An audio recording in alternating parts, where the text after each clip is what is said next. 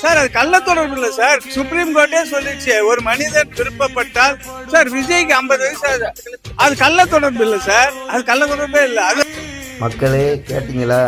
விஜய் கூட தீவிர ரசிகராக இருப்பார்களுக்கு. ஒருவேளை இவருக்கு எதுவும் தொடர்பு இருக்கா என்னன்னு தெரியலை.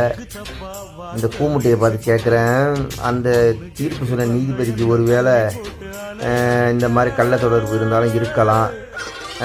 அவர் பிரச்சனையை சால்வ் பண்ணுறதுக்கு இது நல்ல தொடர்புன்னு சொல்லி தீர்ப்பு சொல்லியிருக்கலாம். இப்போ எல்லாம் மனசாட்சிப்படி தானே தீர்ப்பு சொல்கிறாங்க. அதுபோல் இன்னொன்று உங்கள்கிட்ட கேட்க நான் ஆசைப்பட்றேன். என்னன்னு சொன்னால், இது நல்ல தொடர்புன்னு சொன்னால், அப்போ உன் பொண்டாட்டி யாரையாச்சும் வச்சுருந்தா நீ ஏற்றுக்கிறியா? அது ஒன்றும் பிரச்சனை இல்லை, அது நல்ல தொடர்பானு சொல்லி போயிடுவியா? உனக்கு வந்தால் ரத்தம், அடுத்தவனுக்கு தக்காளி சட்னியா?